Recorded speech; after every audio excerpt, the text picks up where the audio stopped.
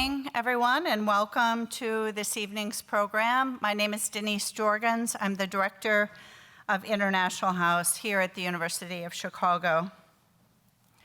The mission of International House and International Houses worldwide, which is currently a network of 19 houses on 4 continents, is to enable students and scholars from around the world to live and learn together in a diverse community that builds lifelong qualities of leadership, respect, and friendship.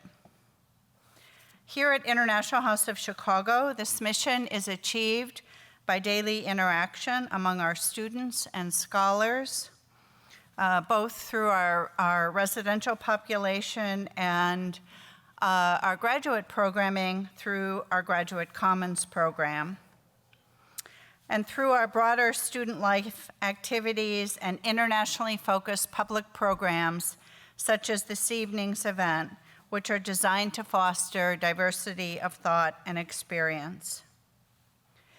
Tonight's event is one of over 200 public, internationally focused public programs held at International House of Chicago. Whether it's a music or dance performance, a film festival, a cultural or national celebration, lecture, conference, or symposium, International House presents programs that advance cross-cultural understanding and promote civic discourse on community, national, and world affairs. These programs would not be possible without the support and participation of organizations across the campus and around the world. For tonight's program, we are grateful to the University of Chicago's Center for the Study of Race, Politics, and Culture for allowing us to partner with them on this program. On behalf of the University of Chicago and the global International House community, I want to welcome you again and thank you for coming this evening. I hope to see you again throughout the remainder of the spring quarter as we continue with many of our Global Voices programs.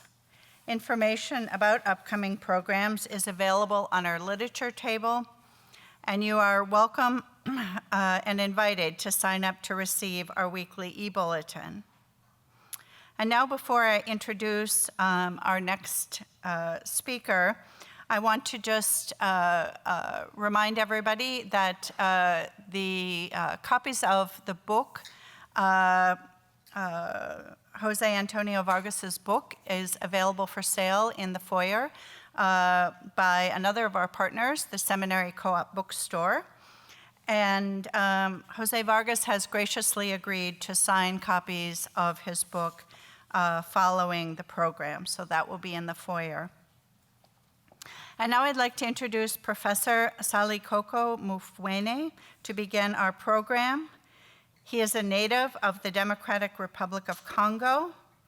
He is the Frank J. McLaurin Distinguished Service Professor of Linguistics and the College here at the University of Chicago, where he also serves as professor on the Committee on Evolutionary Biology, on the Committee of Science, and on the Committee on African Studies. He is also the interim faculty director of the Center for the Study of Race, Politics, and Culture. Thank you again for joining us this evening.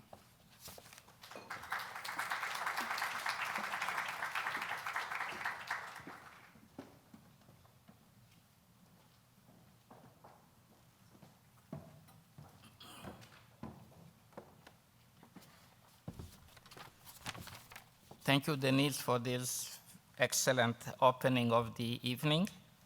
And I come here in my capacity as interim director of this, interim faculty director of the Center for the Study of Race, Politics, and Culture. And I'm quite happy that we can continue with the tradition of hosting an annual public lecture.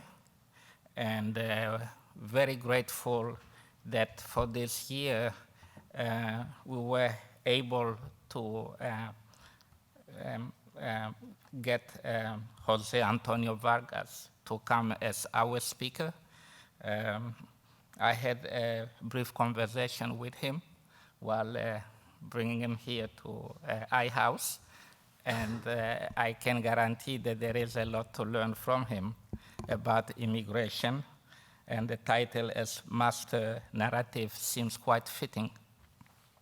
But before we get there, and because Jose will be introduced more competently by Diana Kalima, let me just seize this opportunity to acknowledge a few people and organizations without whose work and without whose collaboration this event wouldn't be possible.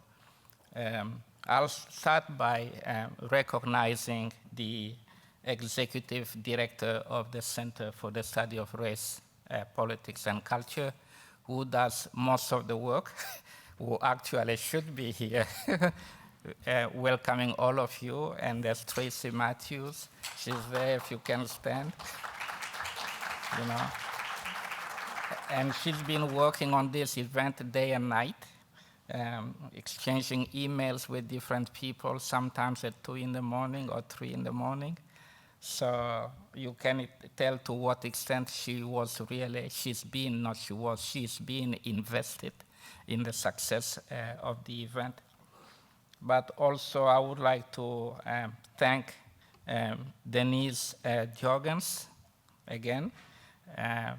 Although she said, you know, that she's associated with us, and that is very true, but we are grateful to have had access to International House. We've come here several times, and you know, it remains our first choice for these kinds of events. Okay, and we want to acknowledge on this occasion International House Global Voices series, acknowledge her as the International House Global Voices series executive director. We would also like to acknowledge the support that we have received from Ireri Rivas, director of the Center for Community Inclusion and Identity.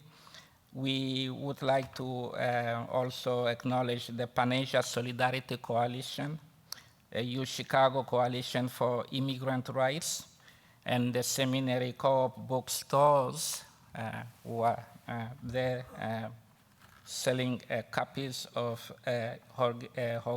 Jose's book. And then many thanks should go to the work that the programming committee of the Center for the Study of Race, Politics, and Culture has invested in coming to the selection of Jose Antonio Vargas as our speaker. And the committee includes Alison Nadia Field, who unfortunately cannot be here, Eve Hewing, who is here. If you can stand, people can see you. And then Adam Getachew, who is traveling and cannot be here. And I would also like to acknowledge the other members of CSRPC's, what an abbreviation, CSRPC's staff and volunteers, including, in addition to Tracy Matthews, Marilyn Willis, who is here, Kate Liu, who is also here, Julius Jones, and Camille Morgan, who worked at the center until about 2 weeks ago and found a better job. Not that she didn't like this job, she just found another job that she found more satisfying. And last but not least, I would like to thank the CAM TV for videotaping the event for future broadcast. And Also, in that same vein, I would like to thank the Office of the Provost, which has supported the center all along. And so, having said all this, I would like to introduce Diana Kalima, who is going to introduce Jose. She was born in Zambia and grew up in Metro Atlanta. She is a second-year student in the college at the University of Chicago, studying music and comparative race and ethnic studies. Her extracurricular activities include being the president of the University of Chicago Coalition for Immigrant Rights, the program director of the radio station WHPK, and singing in the university's women's ensemble. She is also a member of the Undocumented Black Network and Black Youth Project 100. When she's not organizing, Diana can be found producing music, writing songs, and spoken word poetry, or being a nap enthusiast. I don't suppose you are going to nap here tonight. And with that, I can invite you here, please, to introduce her. Thank you.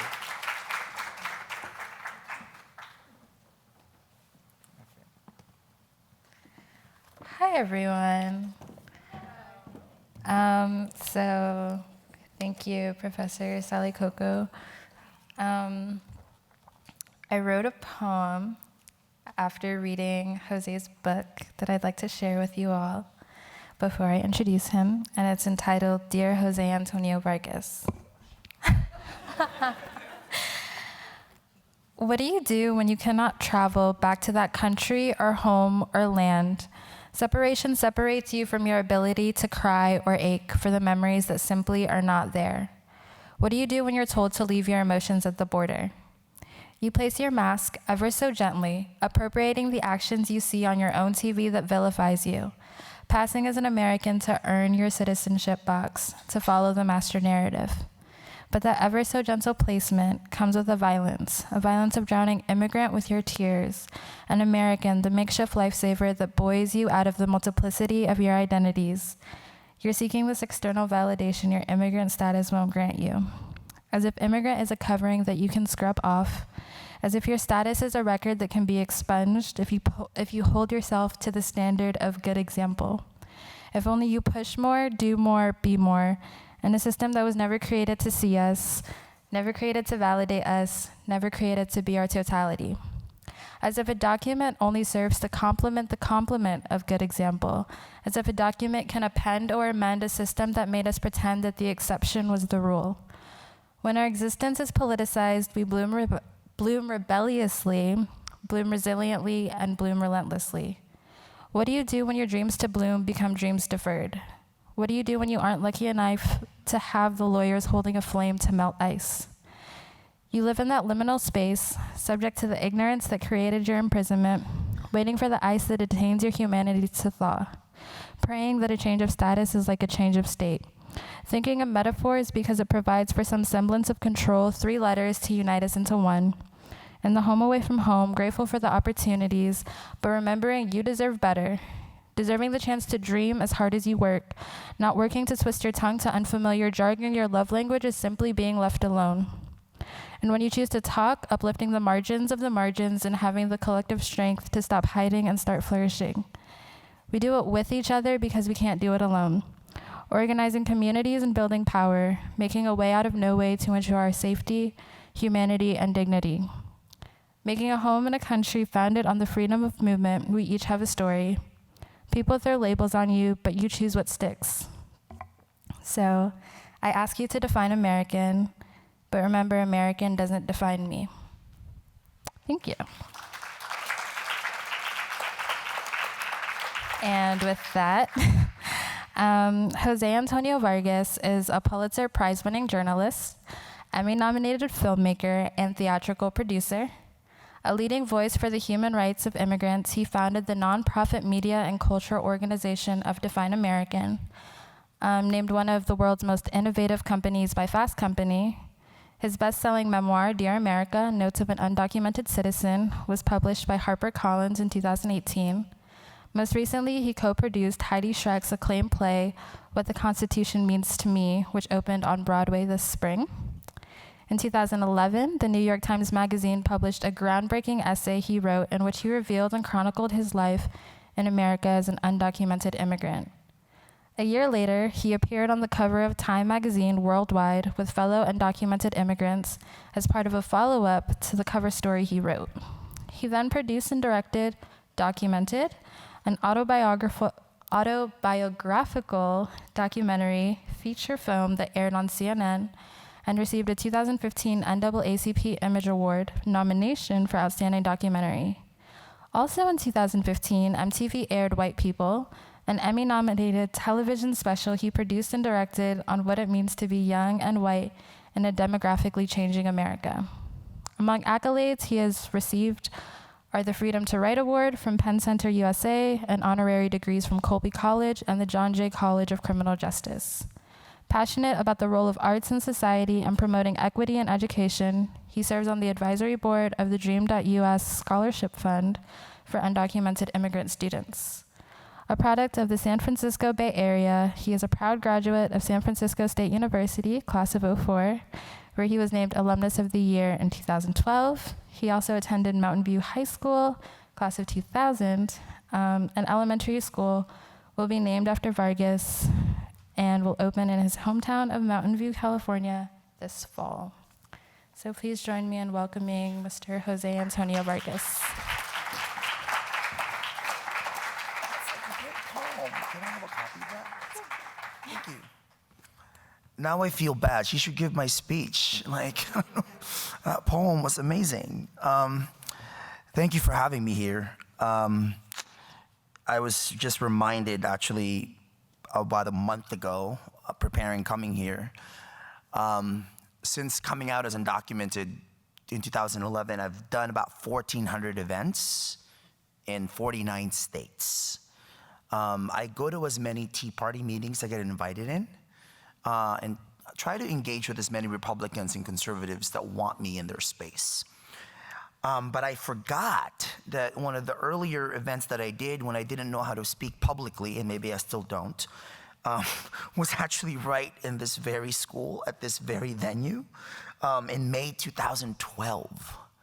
That was like 7 years and a lifetime ago. What makes this return to me meaningful is I think I'm a better speaker now, hopefully, than 7 years ago.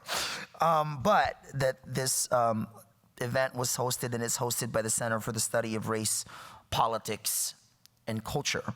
I'm saying this because we cannot talk about how we define American, which has been the work of my professional and personal life, the work that I have risked, my professional and personal career, my personal life and my professional career, and the work that for me is probably going to be going on till whenever.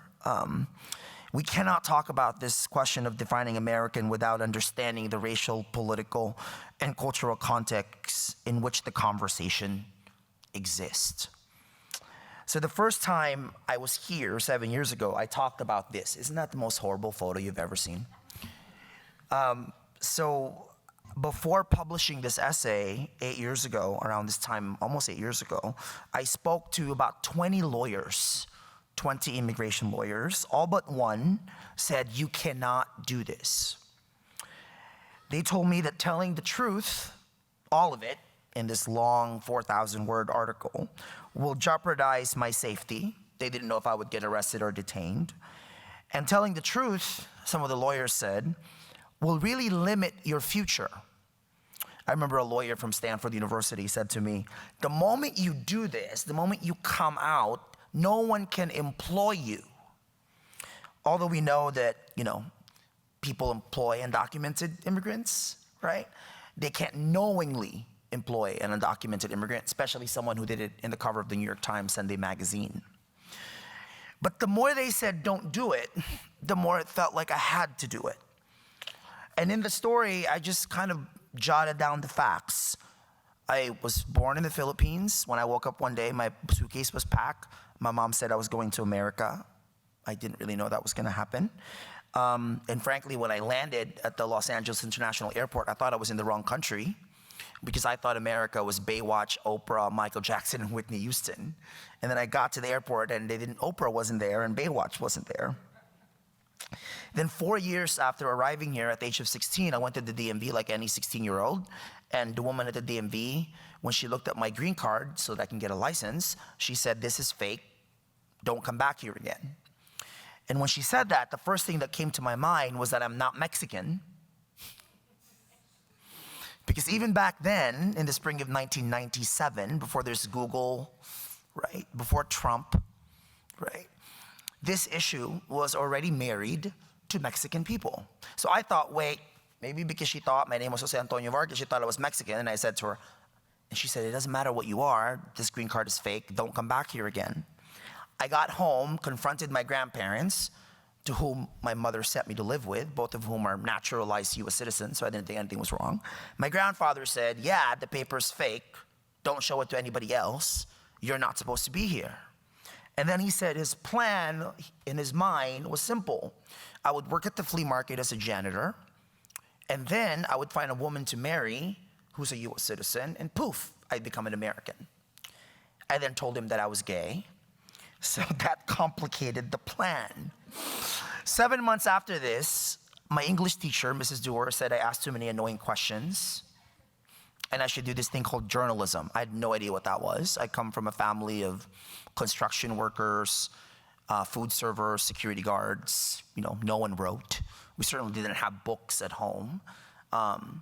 But I found out that when you write a newspaper article, you get a byline, so your name would be in the article, by Jose Antonio Vargas. So my 16-year-old naive self thought to myself, if I can't be here because I don't have the right papers, what if my name was on the paper? As a 16-year-old, I thought I could actually write my way into America. So that was my plan, right? June 2011. In 2011, President Obama, who knows me because I used to be a political reporter for the Washington Post, and I've interviewed him, and that year in 2011, he had deported 400,000 immigrants. And for some reason, here I am on the cover of the New York Times Sunday magazine. I go on Bill O'Reilly's show, I did Stephen Colbert's show, I did everything I possibly could to raise my hand and say, "I'm here, what do you want to do?" I didn't hear from anybody. No one contacted me from the government. To the point where I actually called ICE myself. I wrote that in the book, saying, "Hi, I have not heard from you. Are you gonna deport me? Why not?" And the woman at ICE, the local ICE office, said, "What are you doing calling us?" I said, "Well, I want to find out what's going on." And then she said, "What are you doing?" And I said, "Well, what are you doing?" And I said to her, "I'm writing a story, a follow-up cover story about what happened." And she said, "We have no comment." It seems that for everybody, for the people on the left, people on the right, for the government, for the governmental agencies, I did not fit the narrative. Actually, I remember when I was in Chicago, the first time after I came out, after this was published, before I spoke at this university, I was attending an immigration rally because, as you may know, Chicago is a hotbed, a proud hotbed of immigrant activists that have been really doing the work and organizing people, especially undocumented young people. And I was at this rally, and this man said to me, "You can't represent us. You're too successful. You're not even Mexican." And then some immigrant activist said to me, "What are you doing? Shouldn't you be protesting? Shouldn't you be tying yourself up to the fence? Like, why can't you be a better activist?" And all I can think of was that I don't consider myself an activist or an advocate. That's not what I do.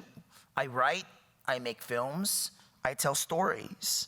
To me, writing, filmmaking, storytelling, that's my activism. Insisting on facts, providing context, complicating the narrative. And as I've traveled across the country now in the past 8 years, I get asked so many different questions. Questions like, "Why haven't you gotten deported?" I really don't know. You have to ask the government. I would argue that I'm actually not hiding from the government. I think the government is hiding from me. they would ask me questions like, why don't you just get legal? That's my favorite question. I get asked that question from journalists whose job it is to inform the public, but guess what? The journalists themselves don't know that there is no process for 11 million people to actually adjust their status and quote unquote become legal. But to me, what's interesting is, as much as I get asked all of these questions all across the country, including, oh, you're not Mexican? Because, for some reason, people don't know that the fastest growing undocumented population are actually coming from Asia, China, India. 1 out of 7 Koreans is here illegally. For some reason, we don't talk about undocumented black immigrants, who, by the way, face higher detention and deportation rates because of systematic racism that's built into our enforcement structure. We don't talk about undocumented white people. I meet them a lot at Starbucks. They say hi. And then I tell them, hey, can you go to Define American and share your story? About how you came here illegally from Canada and overstayed your visa, or from France, or from the UK, or from Germany. And for the most part, they decline because it's okay to just pass, right? So I get asked all these questions, but what I never get asked is, what does this feel like, this illegal thing, especially now? And to be honest, I think the 3 most dangerous words in the English language are I, me, and my. So writing about myself is always like a struggle. I would rather report things out and give you policies and statistics and get lost in all of that than talk about what I feel. But if I was gonna do this book, I had to do it. By the way, the cover is yellow because, I'm Asian. For better or worse, I thought, why not signal that out? That's my handwriting.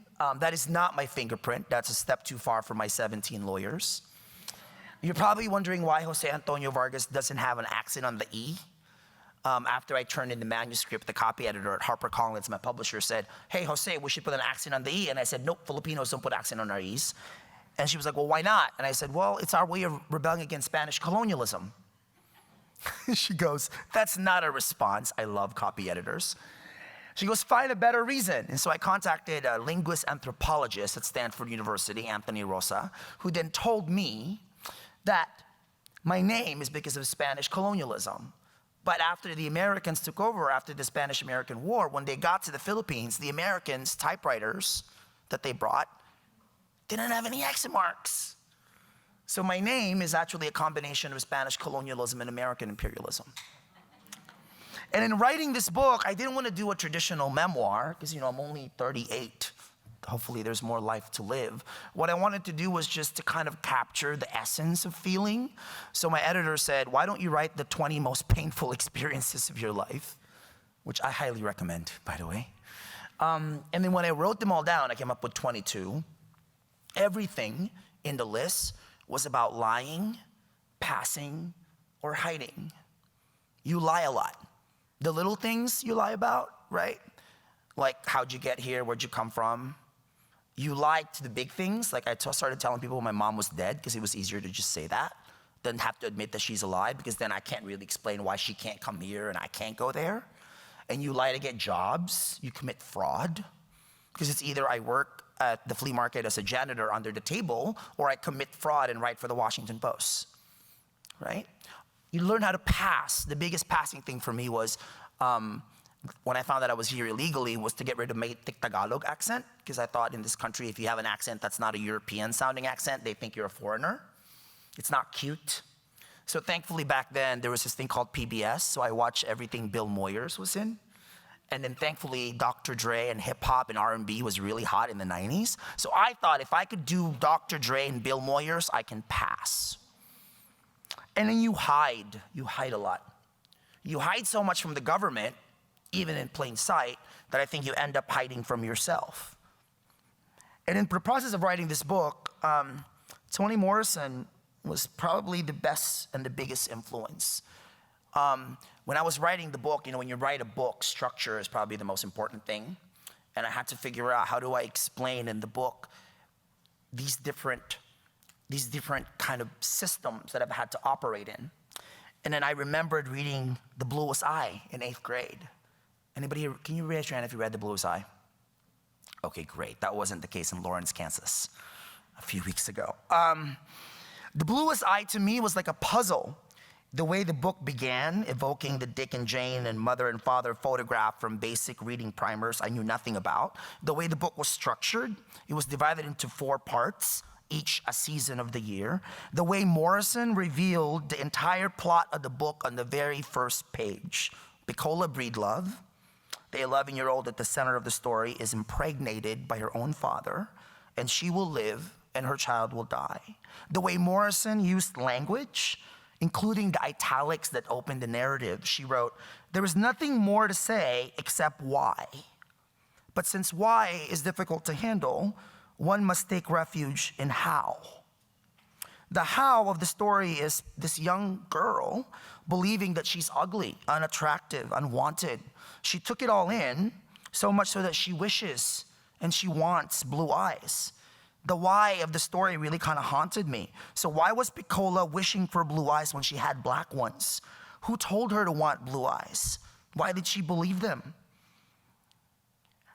And to me, you would think that this story would have nothing to do with someone like me, but I actually found kind of a central thing we had in common. We were both lied to. Hers was the lie that blue eyes were better, that she was not enough. I didn't recognize the lies that made up my life until a year after I read that book, right? The word illegal was kind of ubiquitous, always floating in the air. Illegal was what the news media called us, right? And I learned that this word wasn't mere identification. It actually carried meaning, signifying what I could not do. So back then, and in many parts of the country still now, being quote unquote illegal meant I can't drive, right? Being illegal meant I can't go to college. Being illegal translated to limitations of what my life was and what it could be. I was so obsessed by this book that I actually went to the public libraries and looked at the microfiche. Do you know what a microfiche is? The young people don't. It's like Google before there was Google. So you go look at articles. And I was so obsessed that I wanted to understand, why did Toni Morrison wrote this book? So then I found an interview between Bill Moyers and Toni Morrison. I transcribed it in the book. I'll read it to you now. So this is them on the TV show. This is Bill Moyers saying, "I don't think I've ever met a more pathetic creature in contemporary literature than Pecola Breedlove. Abused by her," then Morrison says, "everybody." Then Bill Moyers chimed in, "Parents, rejected by her neighbors, ugly, homely, alone, finally descending into madness. It's been years," Moyer said, "since I read that novel, but I remember her." Then Morrison goes, "She surrendered completely to the so-called master narrative." Moyers, "What?" Morrison goes, "The master narrative. I mean, the whole notion of what is ugliness, what is worthlessness, what is contempt. She got it from her family, she got it from school, she got it from the movie, she got it everywhere." Then Moyers goes, "The master narrative, what is that? Is that life?" Then Morrison goes, "No. It's white male life. The master narrative is whatever ideological script that is being imposed by the people in authority on everybody else. The master fiction, history, it has a certain point of view. So when these little girls see that the most prized gift that they can get at Christmas time is this little white doll, that's the master narrative speaking, this is beautiful, this is lovely, and you're not it. She's so needful, so completely needful, has so little, needs so much. She becomes the perfect victim." I remember reading that when I was 16, and I remember thinking, I cannot be a victim. I cannot be this illegal faggot that people think I'm supposed to be. I don't know if Toni Morrison knows this. I haven't met her yet, although I think someone is actually trying to figure out how to do that. Man, I can't wait to tell her that somehow she freed this undocumented gay Filipino kid. She was like my passport. She allowed me to make sure that I claimed myself and that didn't surrender on how other people claimed what I was. So our work at Define American, in many ways, has been and can be defined by trying to rewrite what the master narrative of immigration is. The biggest work that we do actually right now at Define American is, if you see a television show and you see an immigrant character, an undocumented character on Grey's Anatomy, on Roswell, on Superstore, on Blind Spot, on Spike Lee, She's Gotta Have It.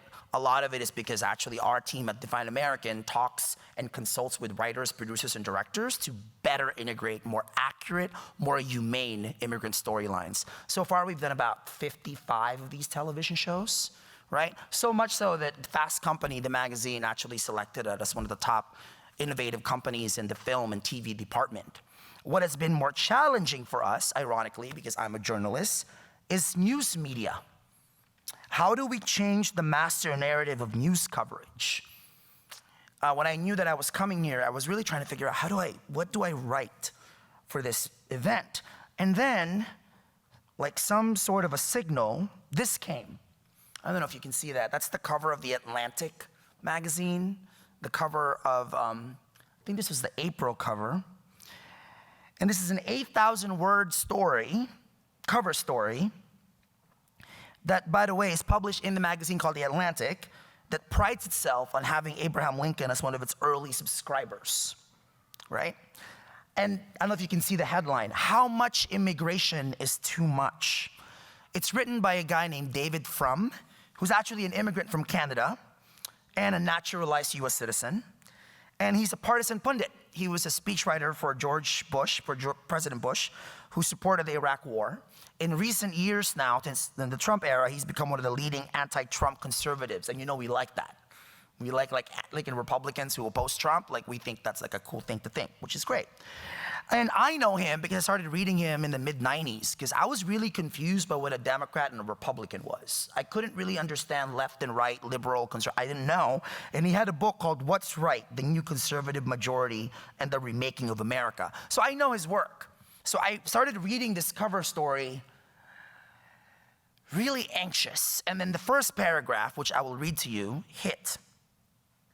Through much of the 20th century, Frum writes, the United States received comparatively fewer immigrants.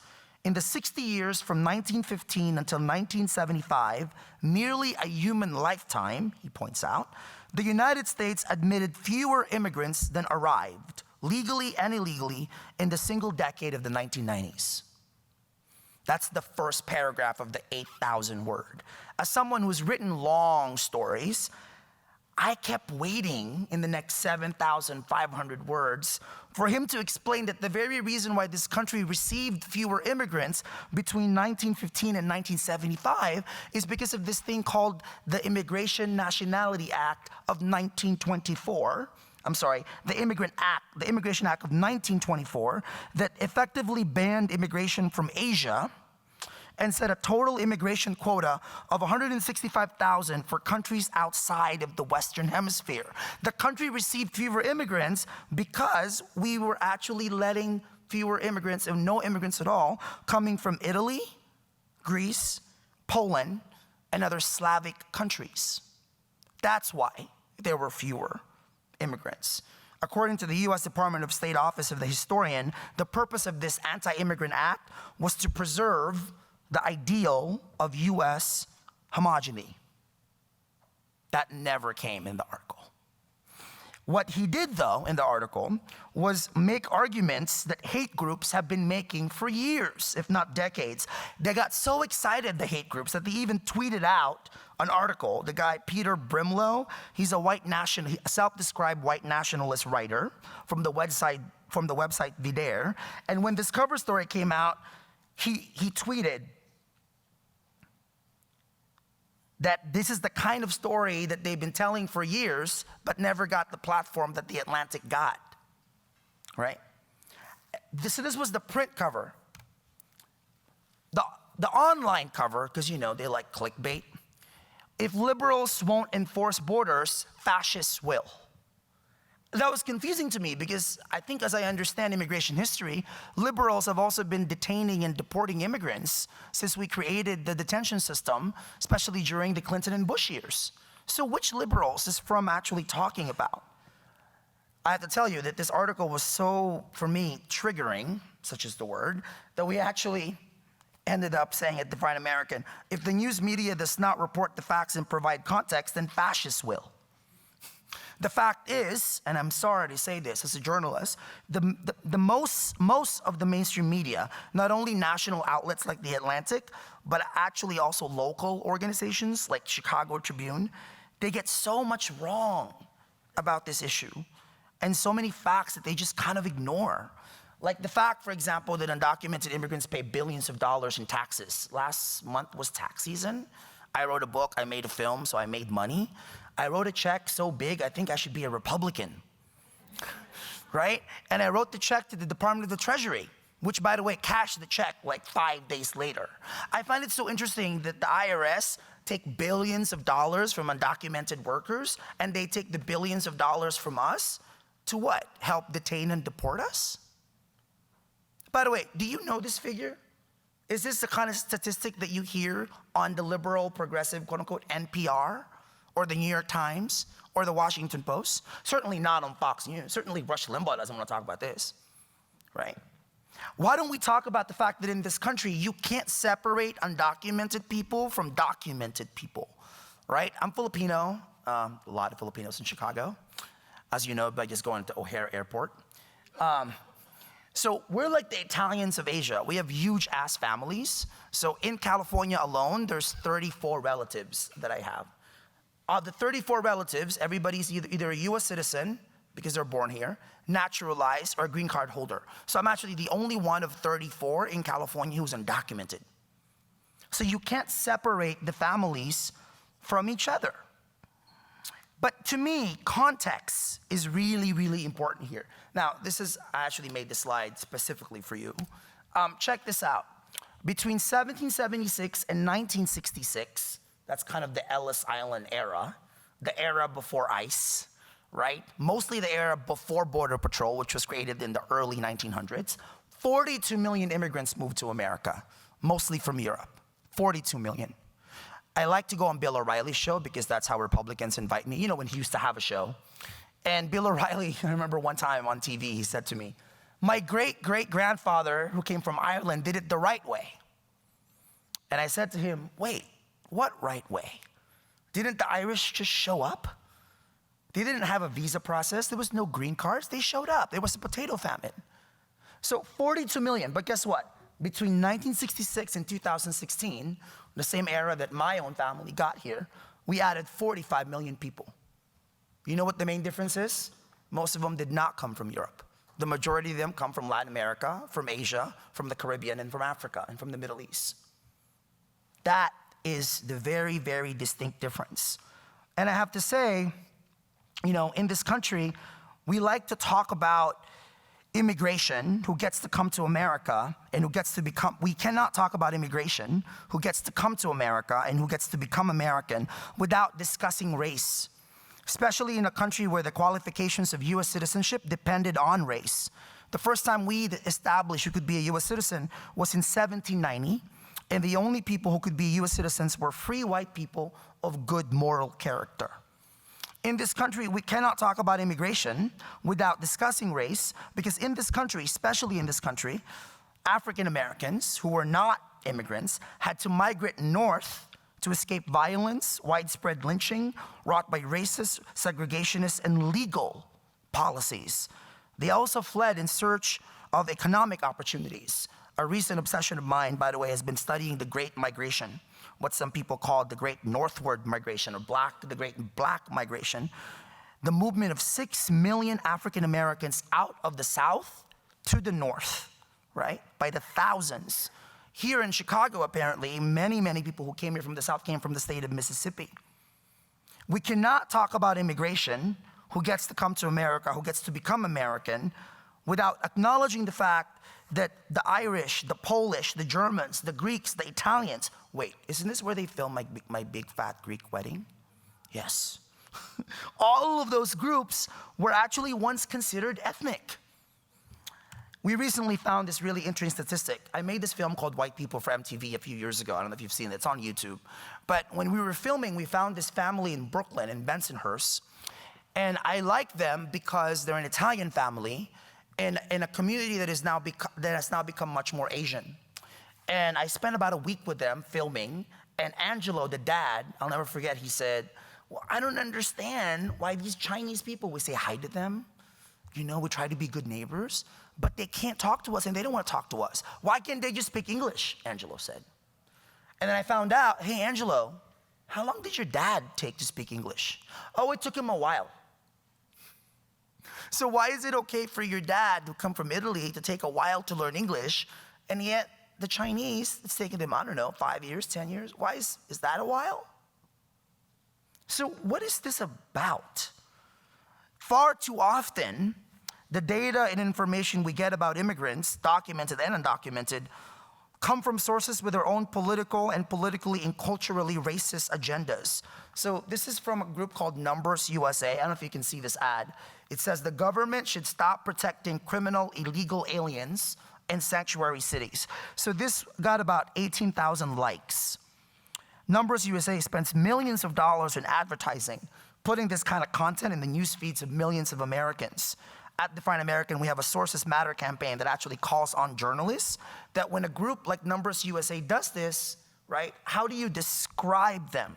You describe them by acknowledging that Numbers USA actually belong into this anti-immigrant machine. These, to me, are the holy trifecta of anti-immigrant groups in DC. And the one thing that they share is that they were founded by a man named John Tanton.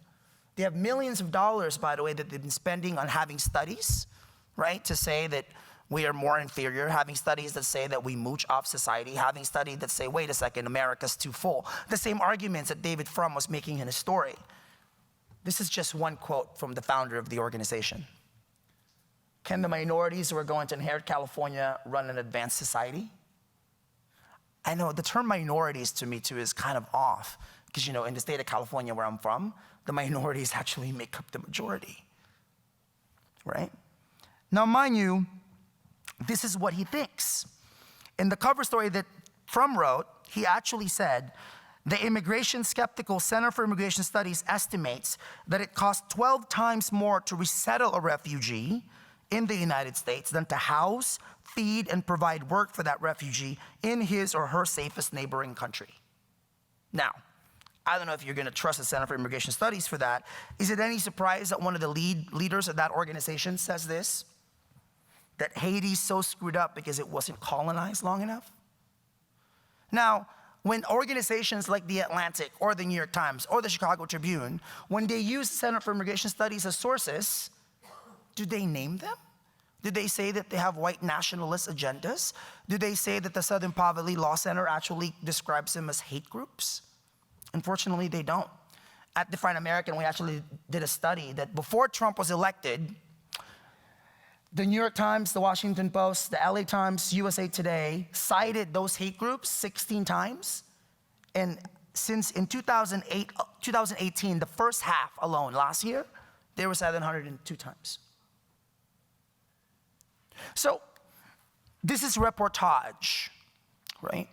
Now, not everybody reads the New York Times, not everybody reads USA Today, not everybody reads The Atlantic, but they do set the agenda. They do set what we call the master narrative. Now, we at Define American, we ask journalists to do three things. Please know your sources, right? Because the reality is a lot of people going to work for the Trump administration have histories with those three groups I just cited. We ask journalists to ask people directly impacted by the issue. Not only what they think, but what their experiences are. We ask them to consider their words. Journalistic language should be descriptive and accurate, not inflammatory and dehumanizing. Come to think of it, I find it really interesting that in this country, when people of color move, we call them migrants or immigrants. When white people move, we call them expats.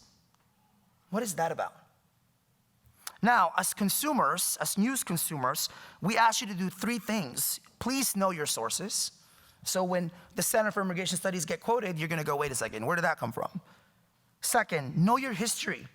When I was making white people, I was filming in the University of Georgia in Athens, which I didn't know was a conservative place. I got invited by the college Republicans, so I showed up. And you know how people of color always get asked where we're from? Like, where are you from? So I've gotten into the habit of asking white people where they're from. You know, payback time. Just kidding. So I started asking this young man, hey, where are you from? And he goes, What do you mean, I'm American? No, where are you from? I'm white, he said. Well, white is not a country. Where are you from? He didn't know. I'm like, how can you not know? How can you obsess over borders and walls that you don't even understand? So I find it so fascinating that people say, right, as you noted, that people say that we should earn our citizenship while never really fully examining how they got to be citizens in the first place. If you're a U.S. citizen, can you raise your hand? How'd you get it? What was that? Ooh, the accident of birth. Congratulations. Isn't that great? Is that it? Is that how the country got to be so quote unquote great? What are we all fighting for together?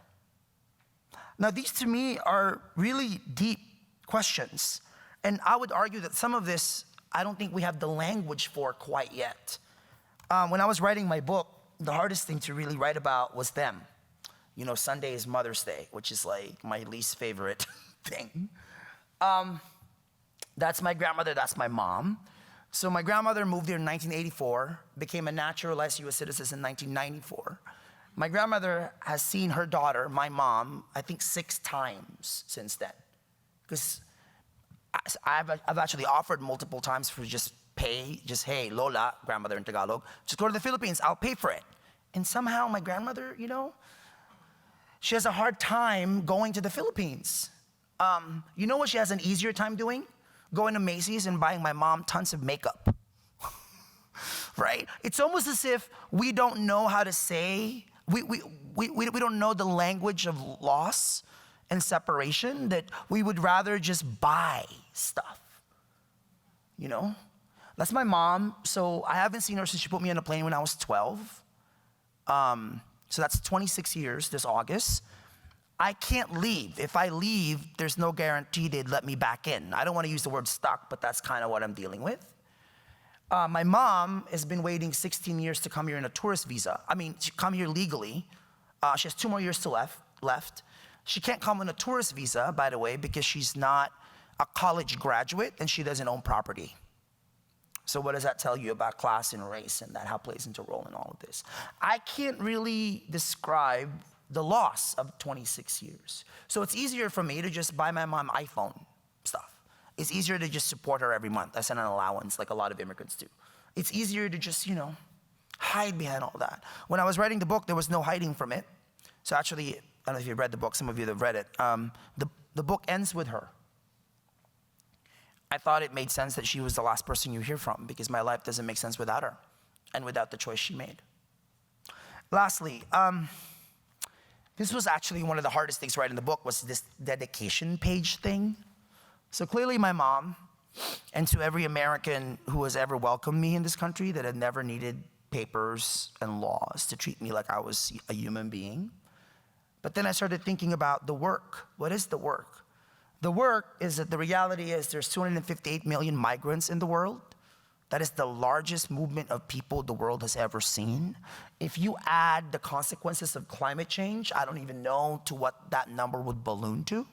If you add the fact that we keep bombing people and having wars and what impact that has in refugee policies, I think the work of my life, wherever I am, is gonna be, how do you create a more inclusive, more humane language around people's right to move?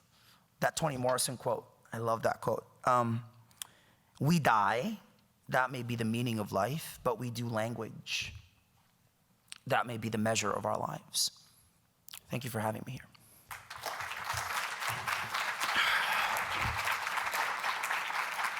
Do I go there?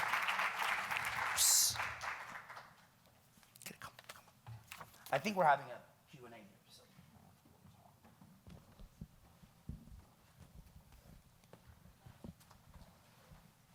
Sorry, the light stopped. What's up? How are you? I'm all right. How you feeling? Sorry, the light. So, you said that your English teacher got you into journalism because you asked a lot of questions.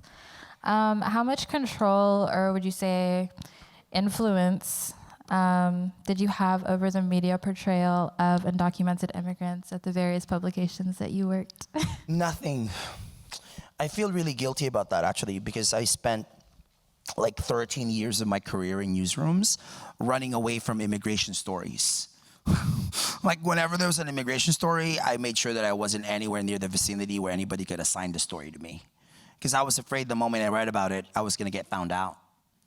And mind you, my name is Jose Antonio Vargas. I think I was the only Jose who's a reporter in DC when I lived there for like 5 years, in all of DC. I'm really sad to say this, by the way. There are actually less journalists of color now in newsrooms than when I started in journalism in 1998. Like, diversity is a really big issue. I can't even think of a single, hold on a second. I can't think of a single Latina or Latino in charge of a major newsroom that's not Telemundo or Univision. What, 56 million Latinx people in this country? Yeah, I can't think of one. Like, too often in newsrooms, whenever this issue comes up, what happens is the journalists of color are seen as having a bias. And so editors are less willing to assign them the stories. So when you're a person of color, you have a bias. I like to say this, David Brooks is an interesting guy, but when David Brooks says something, it's an analysis. When I say it, it's an agenda, right? So those are two kind of very different kind of prism. Okay. So in Define American, your organization, you mentioned that you like to uplift different stories. So to that, I want to know, what do you think of your relationship with different organizations in the movement, such as Undocumented Network, NACASAC, United We Dream, and how do you uplift the work that other organizers are doing on the ground? Because we are not organizers, that's not what we do. There's people doing that work. So we have partners. Like, for example, when the rapper 21 Savage got detained in Georgia? So we work with a consortium of partners, including Undocumented, including United We Dream, to make sure that we place undocumented Black immigrants at the center of that campaign, and that we help them kind of in many ways get into other mainstream outlets that otherwise they wouldn't get into. So it really depends. Like, I wish, for example, that we do more work with undocumented Asian groups. It's really hard to do that. Like, we have chapters across the country, so we have like Define American chapters, and one of them is at Harvard. And the guy who founded it has now become the first undocumented Rhodes Scholar. He's Korean, right? 1 out of 7 Koreans is undocumented. We have a really hard time engaging the Korean press because they'd rather keep silent about it.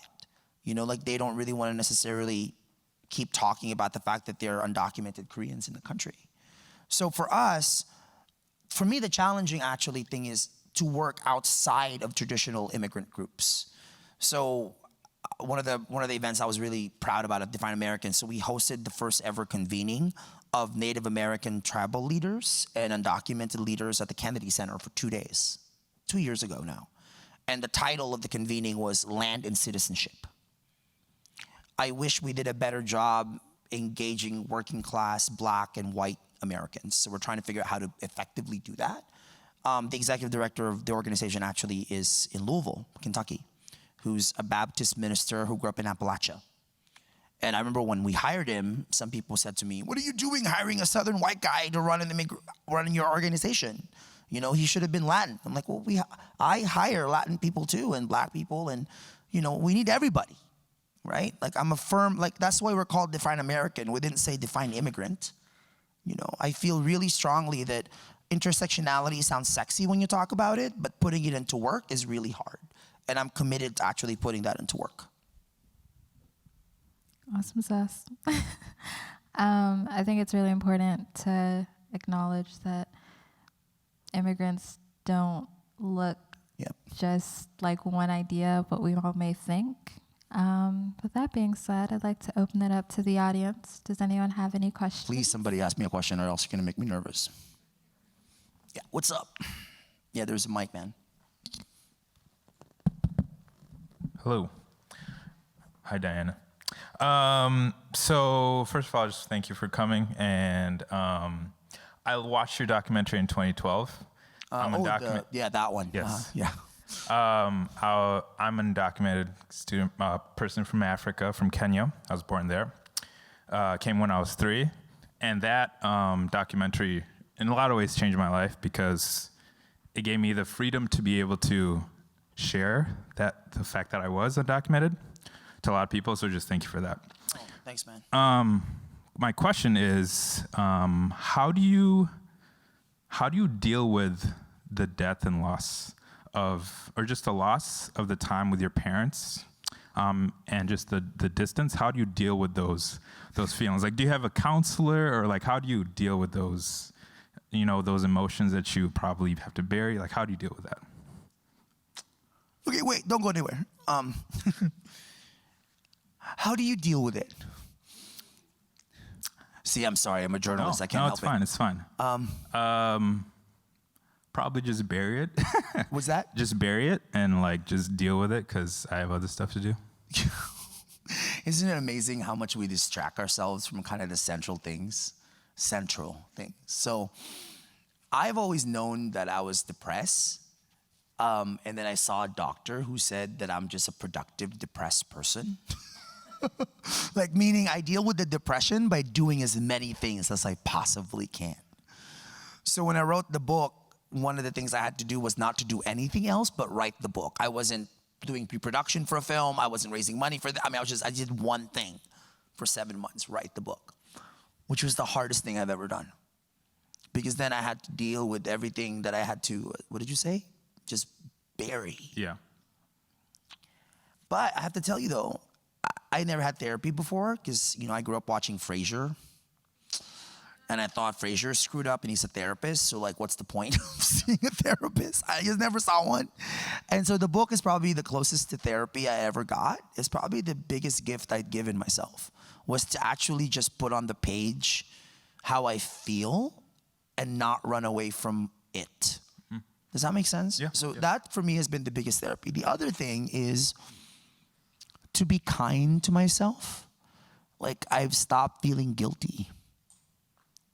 Which is maybe the Catholic in me, to feel really guilty that sometimes when the trolls or the anti-immigrant people get really nasty, you know what they do? They send me an email saying, "You're an ungrateful son. Why don't you go see your mom?"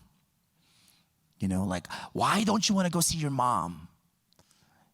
But that would require leaving, right? So I've learned to accept the fact that nothing will ever replace the past 26 years. And all I can do, especially after writing this book, is admit to that loss and own up to it and now make it better. So for example, now I'm doing a better job communicating with my mom beyond sending her money. Mm-hmm. I actually asked, "How are you doing? What was your day like? What are you gonna give my sister for her birthday?" That. Mm-hmm. So that's how I deal with it. Okay. Yeah. We should, by the way, FYI, in the fall, I'm going to start this whole thing on just mental health. And you'll hear about it. But I just feel really strongly that aside from legal services, I think mental health services is something that all immigrants, documented and undocumented, really need to grapple with. Thank you. Yep. Yeah. No, please. Hi. Hi, I'm Shantae Robinson, assistant professor at School of Social Service Administration.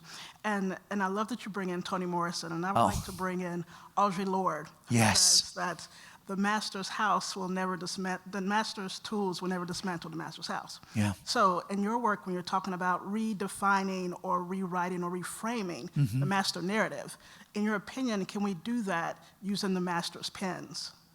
Using what was the last part? The master's pens. Pens? Yeah, pens, pencils. So I struggle with that because to try to figure out how do we dismantle it while we create something new? Because that's the thing, right? We have to work towards something new. What's really tough for me now is because it's like every day there's an onslaught of everything.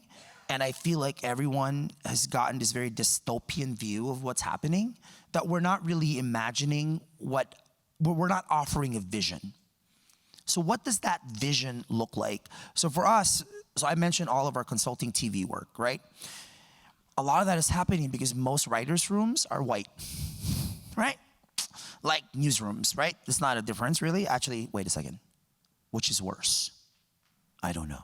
Probably both. I don't know which one is worse. But so part of that for us is how do we then make sure that we're uplifting, people of color in writers' rooms? How do we actually provide more opportunities? I'm really, really proud of this. Last week, Define American, we launched our first Undocumented Artist Fellowship. Artists from multiple disciplines, fine art, performing art, and provided them for 6 months a structure in which to operate from. Why? Because so many scholarships and fellowships have eligibility requirements that don't allow undocumented immigrants to apply. So we also started a campaign called Scholarships for All, basically challenging every fellowship and scholarship to re-examine their eligibility requirements. We're gonna have some interesting announcements in the next few weeks about that. Meaning, if the Rhodes Scholarship allowed an undocumented immigrant to get a Rhodes Scholarship, even though they said you have to be a U.S. citizen. If the Rhodes Scholarship can change its requirements, so can the Kiwanis Club in Iowa, right? So can the Writing Fellowship in Wisconsin. So that's what we're gonna push toward. So for us, it's both, how do we push back on the Atlantic and how do we create new Atlantics? I think we have to do both. I wish that we didn't have to do so much of the former, but unfortunately right now we do. Thank you. Yes. What's up? You've been taking notes, so I'm a little bit scared of what you're gonna I ask. always take notes. Okay, yeah, good. It's just to Okay, cool. keep everything in there. So I guess kind of a comment going off of the social emotional aspect Yeah. of it. Being someone that was undocumented for 20 years, and now I've been able to get citizenship only through marriage. We're in love, but through marriage. You don't have to say you're in, Well, because great. it's part of Congratulations, the, awesome. It's part, do you know what I'm saying? I've been married for 10 years now, but it's part of, I guess, the whole dealing with the emotional aspect of things. So I think just a comment in regards to, it's wonderful to hear that you're gonna be touching on mental support, because as living through it, it's difficult. So high school was difficult, finding out was difficult, not being able to get the license was difficult, not being able to go to Paris because you couldn't for the French class was, very difficult as well, amongst many other milestones that we are unable to have. Yeah. So I guess your book, in my opinion, as an educator, as a teacher for elementary students, that some of them are newcomers, some of them are citizens of the United States, but do come from mixed families. I think the best therapy for us that are going through it is your book. As I was reading it, I was seeing, kind of relating to, again, those milestones, 2006, the march. It took me back. It took me back to marching, in white, walking with my family, with my nephew. Then to 2012, remembering how Navy Pier was packed, remembering how we were listening on the radio and it was like 2 o'clock in the morning, people were already lining up. And being a part of that, because by then I already had, my status. So I guess a question for me that, for you that I have is, how do you deal with, you touched upon it a little bit, I think, in the book, the feeling of privilege. So I compare myself to fellow undocumented colleagues, friends that I still have in my family as friends, et cetera. And I think, again, going back to that sharing of stories, I believe will be like a big step forward for me. Through Jorge Ramos's Real America, I took a baby step and shared, and then when the back and forth of emailing and saying, so tell us more about your story, so tell us this, I said, do me a favor, don't use my married name. Use my maiden name, because there's still people in my family that this could come back and attach. So how do you deal with that feeling of privilege? The first thing I want to say is that we need more books like this, meaning books that are not about the policy and the politics of immigration, but the psychology of it. So thankfully the book is doing well enough that more publishers would want to publish books like this, because I was told in the beginning, people don't want to read immigration books. I was like, oh, okay. But now we have to create more, so we hear from undocumented Black immigrants, we hear from women. I think, I have a friend in LA who was commenting on the fact that so many women don't report domestic abuse anymore because they're afraid that if they report it, it may come back to bite them in terms of immigration enforcement. So there's so many more stories that we need, right? One is never enough. That's the first thing. Your second point. Handling the privilege part of this for me is probably one of the top 3 tough things for me to deal with. I can deal with the people who call, I did this event in Mississippi and somebody called ICE on the event, which I thought was hilarious. I'm like, okay, sure. You think I'm afraid of you? Really? No, I'm good. So I'm actually less afraid of that. And for me, what's been more hurtful is dealing with people in the immigrant rights community who I am never enough for. I'm not gay enough, apparently. I'm pretty gay to me, but okay, sure. Because apparently I don't talk enough about being gay. I don't talk enough about, my socioeconomic status, that I come from a family that was not making, there's all these expectations that I'm supposed to be instead of just what I am. And I wrote it in the book, when I got arrested in Texas, it was only 8 hours I was detained, and then I got released. And then I saw all the messages, right? Because, on Facebook, they tag you, right? And, some of the young dreamers that I was actually mentoring, that asked me for money and that I've given money to, would actually say just really kind of hurtful things. So that really messed with me for a good year or so. And then I started realizing this was catharsis, was that hurt people hurt people. Yes. We're all swimming in so much hurt and pain that we're just kind of flinging it at each other. I'm never gonna be enough. So I have to be enough for me. I have to own up to whatever privilege I have, right? The thing for me that was hard to deal with was I remember all those years that I was in the New York, that I was at the Washington Post, I was at the New Yorker, in places that didn't have people of color. And I remember the tests that I had to pass so that these Ivy League educated white people would think that I was good enough. And then suddenly I come out, and all of a sudden I wasn't good enough for the immigrant rights people either. So that was really disorienting. But then I just had to, what did Baldwin say, right? You have to force the world to deal with you, not its idea of you. So for a while, that was that was a little prayer I said to myself every day. So all you gotta do is own up to it, because the most important thing is that you know who you are. That is the most important thing. Thank you. Thanks. What's up? So my question would be, I don't get your point. What would you do to handle illegal immigration? Are you for open borders? Am I for what? Open borders. Okay, so can you define open borders? Everyone can come in and get out. That means no passport check at the airport. I believe that a country has a right to know who's here. I don't even know how all those years that I was at the Washington Post, I was able to go to the White House with a fraudulent Social Security number.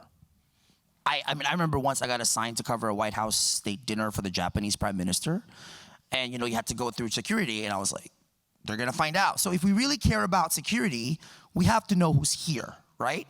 And I think if we're gonna solve it, we have to really face who's here. That's the first thing. I think for me, before passing any sort of reform, because I don't even know what immigration reform would look like, I think we have to know what we're dealing with and who we're dealing with. That's the first thing.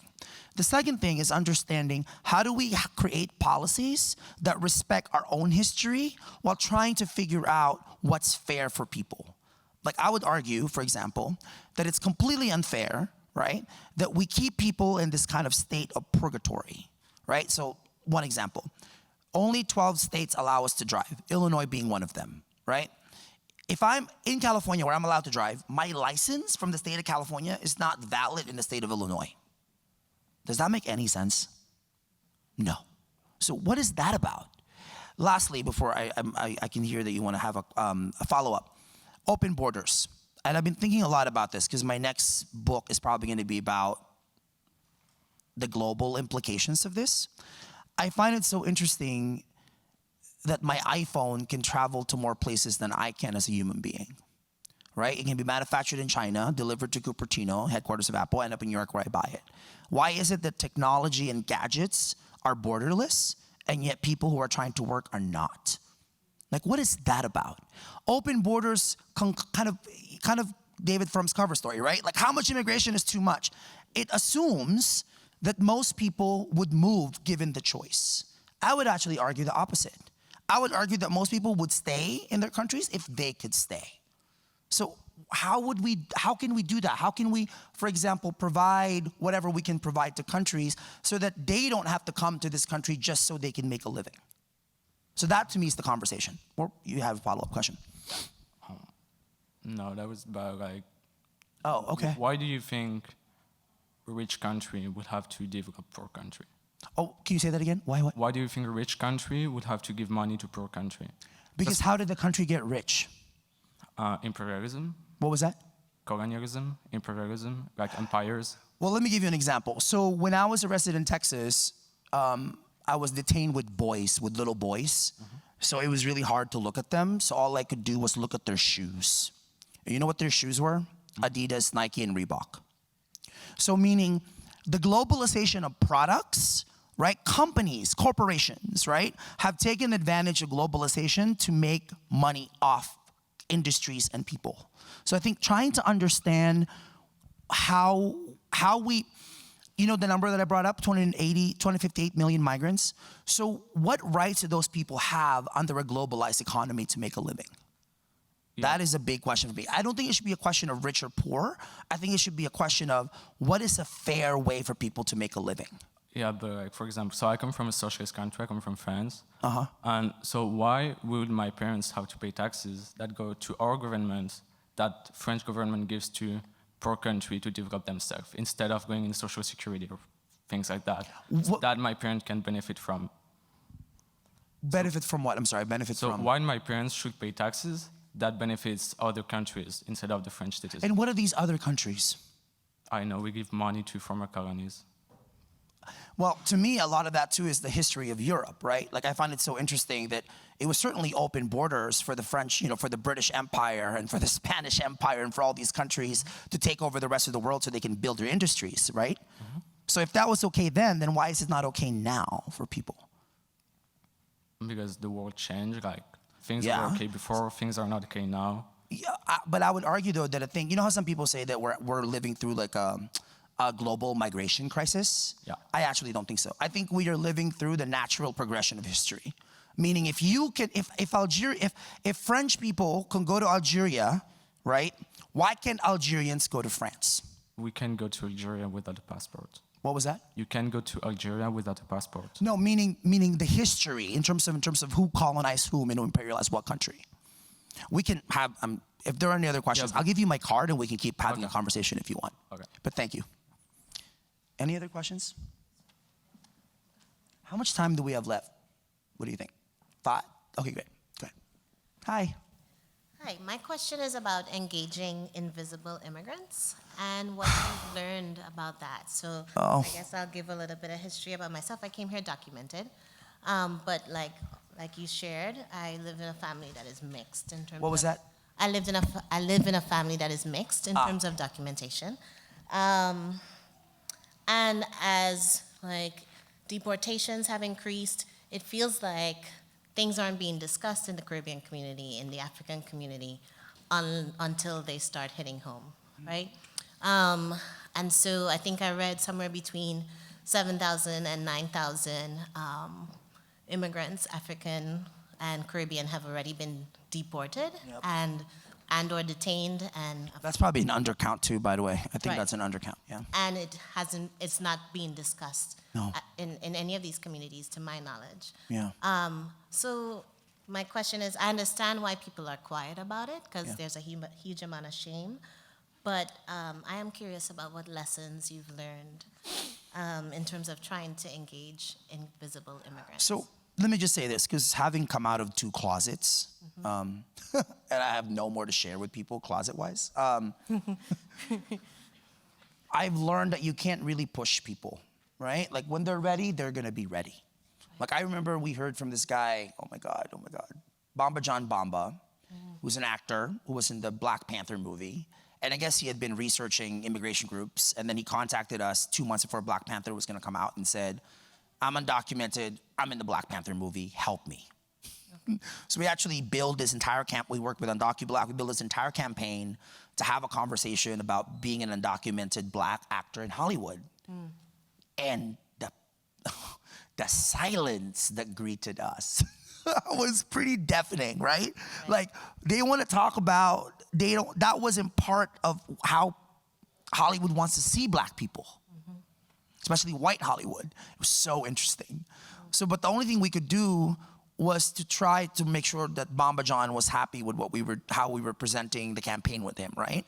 But then, even if we have to do private events so people can feel safer, we did that. Okay. Right? So there's that. So meeting people where they're at is kind of important, because what I don't want to do, having come out of 2 closets, is add to the trauma. Do you know what I mean? Like, I don't want to make it feel like I'm forcing people to come out before they're ready. Okay. So, and that's why I think this thing that we're about to do, this mental health thing that we're about to do, I think in the fall is going to be really, hopefully, helpful, because it doesn't need to be like a public thing,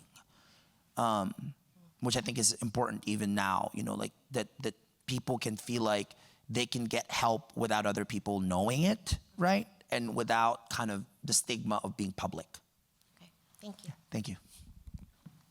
Yes. Yeah, please. Thank you. Thank you for coming. My name is Gabriela, and I crossed my path with you in the same day that you wrote that article about being undocumented. I'm undocumented too, and I came to this country 14 years ago with my daughter. She's a DACA now. Oh, good. And I just want to say thank you, because you bring on the table the mental health issue.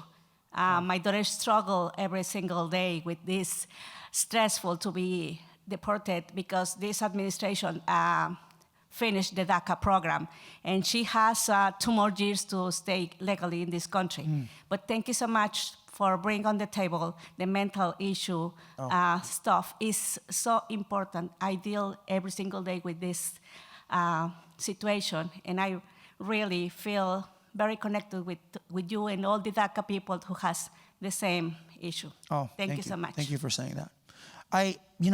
Part of the reason why we're bringing it up is because we think it may be the most accessible way for people to understand this in human terms, not in policy acronym terms, not in conservative liberal terms, but again, in like experience. Like, what are people experiencing? So that's why. I think you had a question? Yeah. What's up? I don't enjoy hearing my own voice. I know, neither do I, and I've been talking for like an hour. Okay. Well, thank you very much for coming and for everyone's amazing questions. And I think you've answered them so beautifully and really kind of taken the... See, my mind is It's okay. not racing. But my question was a lot about kind of mental health and privilege. I moved to the United States in 2005. My parents were Rwandan. They left in 1994 because of the genocide. We are undocumented, living in Zambia until we moved in 2005. I was born in 1996 in Tanzania. And I'm now a naturalized citizen of the United States. And I guess my question had to do with, in 2018, Rwanda invited all refugees and immigrants back to their country, losing the status of refugees. So we came to the United States through the United Nations High Commission for Refugees. And so everyone in my family is a citizen except for my dad, who has a permanent residency in the United States, and he can't get his citizenship because he knows everything about America, but he can't write or read. And so in our language, he can tell you everything about every president that has been in the office. And so my question is, what does that look like in other countries? The invitation back to live where they once lived, where they never wanted to leave. And is that a question that you've thought of before? I'm grappling with that with the next project, because the other question that I'm bringing up is this idea of what constitutes citizenship. Like, there's that tennis player, Naomi Osaka. I guess when she turns 22 pretty soon, she has to make a decision which citizenship to have. Like, she can't be a Japanese citizen and an American citizen. She has to pick one. What? Like, what does that even look like? And so how does Japan, how does France, how does the UK, how do they determine US citizenship? And again, this makes America really unique, right? Because we say in this country, you come to America, you become American, whatever that may be, right? Like, that's why it's not a surprise, by the way, that President Trump is using birthright citizenship as a big issue. I bet you that is what he's gonna, he's gonna be the centerpiece of his campaign to get reelected for president, is getting rid of birthright citizenship. Because I think for many people, you know, like the graphic that I showed, there's just too many immigrants. So to that point, how many people would wanna come back? So I've done very minimal research on this, but I know from the Philippines, so there's 10 million Filipinos overseas. The diaspora is 10 million people. And apparently, they only come back through the money and the goods that they give the Philippines. That they'd rather stay in wherever they are than come back to the Philippines. So some Philippine institutions are studying, why don't they want to come back? What's wrong with our country? So that's kind of in a preliminary stage. So I'm interested in that, India and China. So I'm looking at those 3 countries. You know, I have not looked, because I haven't gotten there yet. I haven't gotten to Africa and South America and Central America. So I'm about to get into that. So I'm probably working on that next year. All right. That's a great question, though. Thank you. That's a hard topic to kind of puncture. Thank you. Any other questions before we go? I think there's food. Yes, what's up? Yeah. I know I've been watching you and I'm like, am I making sense to this kid? I hope so. Yeah. My mother was just. Oh, that's your mom. Yeah. What's your name? My name is Caesar. I'm What's up, Caesar? 12, and I'm a very lucky guy. I was born here, so that makes me a legal U.S. citizen. And my question was, well, it's not really that big of a question, but can you remember your childhood back in the Philippines? Was it a good childhood? That's my question. Really big one. And your mom is very lucky to have you. Yeah. You know, I don't. When I was writing the book, it was really hard to remember. I remembered my first memory, because my mom and I shared a bed. The apartment was so small that we had one bed. So I remember that the first person I saw when I was conscious enough to know what it means to like be a human being is that my mom was next to me. And when I was writing the book, I was trying to remember her. You know, when I left, did you say you're 12? Yeah, I'm 12. So I was 12 when I left, right? So when I left that morning, she woke me up. She said the suitcase was packed. There was a car waiting outside. There was no time to brush my teeth or to take a shower. We got to the cab. I got to the airport. She gave me a jacket. She said it might be cold there. Because I guess we saw Home Alone, the movie. Have you seen Home Alone? Yeah. So it's like, you know, Home Alone, right? So my mom thought it was gonna be cold. So she gave me the jacket, and that was it. Like, I don't remember if I said I love you. I don't remember if I said I'll miss you. I don't remember if I said thank you. Now, when I was writing the book, like, I can't make that up. You know, I was like, do I just say that? No, I can't, because it's not true. So it really hurts me that I can't remember it. A friend of mine who's a psychiatrist was saying that you were so traumatized, Jose, that you just maybe can't remember it. And maybe when you get even older, because, you know, I'm 38 and, you know, that's kind of old, but not really. Maybe I'll remember more. And I'm saying all of this because remember everything. Okay? Like, try to remember everything. Mm-hmm. Yeah. Thanks. You so much. Thank you.